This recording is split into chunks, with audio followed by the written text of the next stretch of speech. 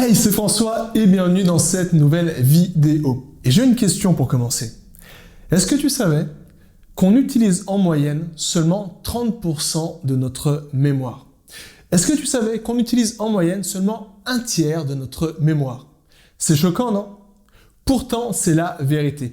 En moyenne, 99,9% des gens, des apprenants, n'importe qui, utilisent seulement 30% de leur capacité à mémoriser.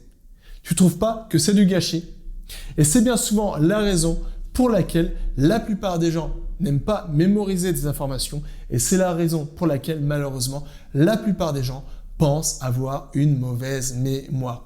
Le problème, c'est qu'on n'apprend jamais à mémoriser des informations. On n'apprend jamais à utiliser notre mémoire.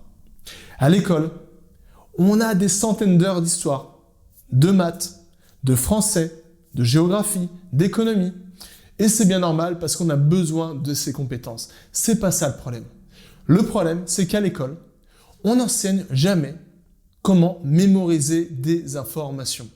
Et c'est un problème parce que mémoriser des informations, quand on réfléchit un petit peu, c'est la compétence qui faciliterait absolument n'importe quel apprentissage.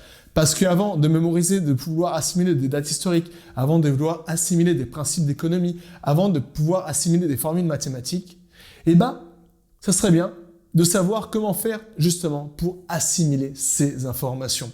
Et c'est là, selon moi, le grand oubli, vraiment le paradoxe de l'école d'aujourd'hui. C'est que finalement, on nous donne toujours plus d'informations comme ça à assimiler, mais on nous enseigne jamais vraiment comment assimiler des informations.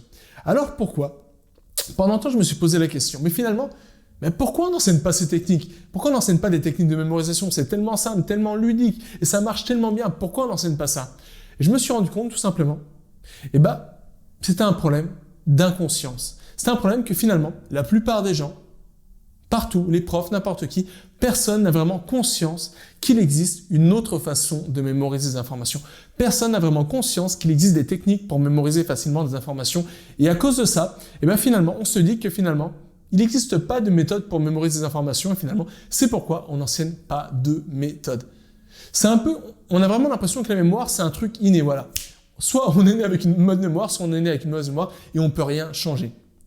Mais ça ne pourrait pas être plus loin de la réalité. La réalité, c'est que la mémoire, finalement, la mémoire biologique ne représente que 30% de nos facultés à mémoriser des informations. Ça veut dire que 70% de notre mémoire, de nos facultés à mémoriser des informations, sont définies non pas par nos capacités innées de mémoriser des informations, par notre mémoire biologique, mais sont simplement définies par les techniques que nous utilisons pour mémoriser des informations, c'est-à-dire comment on mémorise des informations. Et c'est un truc qui m'a toujours choqué parce que voilà, finalement, pourquoi la plupart des gens pensent à une mauvaise mémoire? Parce que tout simplement, ils ne se basent seulement que sur un tiers de leur capacité à mémoriser des informations. C'est un peu comme si, c'est un peu comme si aujourd'hui, finalement, je te fournissais un meuble Ikea, comme ça, toutes les pièces d'un meuble Ikea, mais tu n'avais pas le mode d'emploi. Tu vas mettre énormément de temps à monter ce meuble parce que tu vas mettre les planches pas dans le bon sens, tu vas perdre des boulons, etc. Tu vas monter le truc et tu vas te rendre compte que finalement, il y a une planche et tu ne sais pas où elle va. C'est exactement pareil pour la mémoire. Alors que si je t'avais toi aussi donné le mode d'emploi à la base et tu avais suivi le mode d'emploi pour monter ton meuble Ikea, tout aurait été beaucoup plus simple. Si tu avais le mode d'emploi, les grands principes pour monter ce meuble, tout devient plus simple. C'est exactement la même chose avec la mémoire. Si on te fournit le mode d'emploi de ta mémoire, par la suite, tout devient plus simple. Tout est plus facile de mémoriser, tout est plus facile à retenir sur le long terme.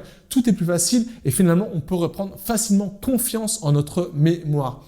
Et c'est là, moi, je pense que c'est vraiment du gâchis.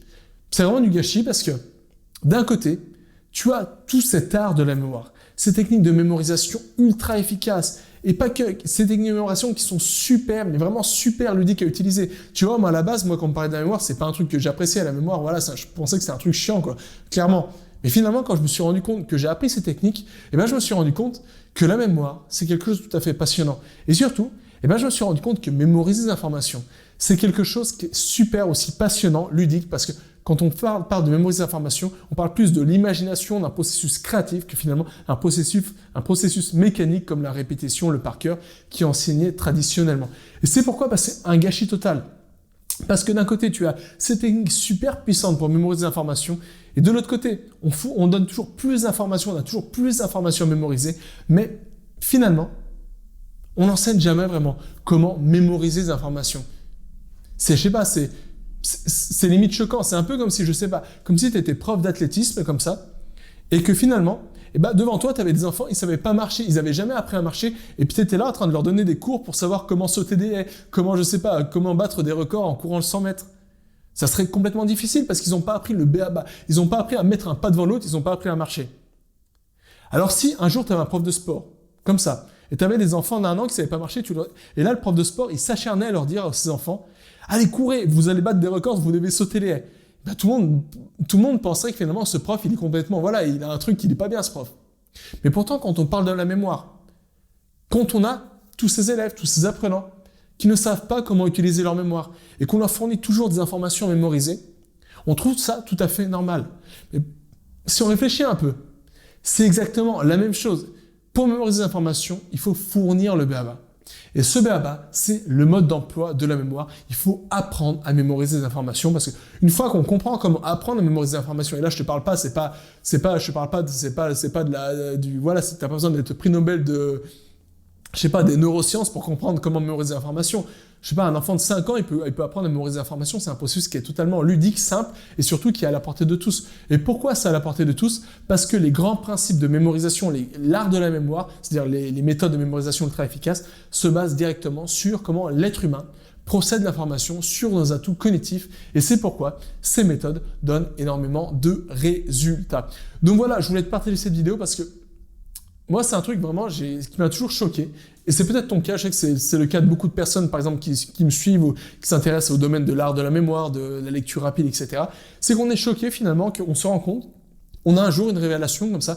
Moi, j'ai eu cette révélation, tu vois, assez tard. Je l'ai eu, voilà, je vais avoir déjà 22 ans, donc c'était assez tard, j'ai déjà fait mes études, etc. Et j'ai eu cette révélation, je me suis dit, mais pourquoi j'apprends ça maintenant? Si j'avais connu ça à l'époque où j'étais étudiant, si j'avais connu ça à l'époque où je sais pas, où j'étais à l'école, tout aurait été plus simple. J'aurais passé beaucoup moins de temps à me triturer les méninges, essayer de mémoriser des informations. Tout aurait été fluide, plus simple, et j'aurais pu sans doute avoir mes examens beaucoup plus simplement. Mais pourquoi je comprenais pas, mais pourquoi personne ne m'a enseigné tout ça?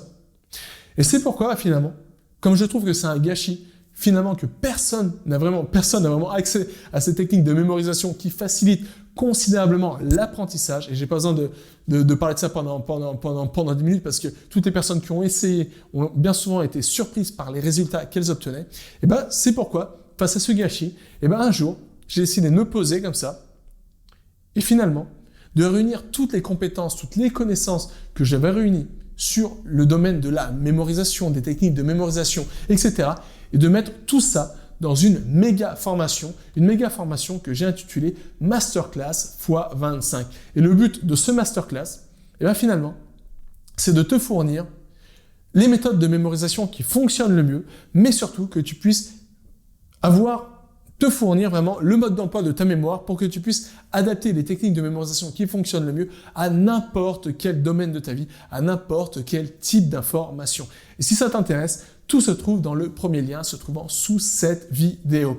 Alors le but, c'est que directement à la fin de ce masterclass, alors vraiment ici c'est ma plus grosse formation, c'est la plus grosse formation que j'ai jamais réalisée sur la mémoire. Le but, c'est que dès la fin de ce masterclass, vraiment tu deviens en quelque sorte un expert de la mémoire, c'est-à-dire que tu comprennes les grands principes derrière la mémoire, les grands principes cognitifs derrière la mémoire, la mémorisation, les grands mécanismes derrière la mémoire, que tu comprennes les techniques de mémorisation utilisées par les champions, les techniques de mémorisation utilisées pour battre des records de mémorisation, et surtout que tu apprennes vraiment un peu le méta-apprentissage derrière tout ça, c'est-à-dire que non pas que tu apprennes à utiliser une technique de mémorisation pour un type de mémorisation spécifique, comme mémoriser un package de cartes, mais que tu apprennes vraiment comment adapter, vraiment que tu aies une vision globale pour savoir comment adapter ces grandes techniques de mémorisation pour que tu puisses les adapter à n'importe quel type d'information que tu as à apprendre aujourd'hui et que tu as sans doute à mémoriser demain.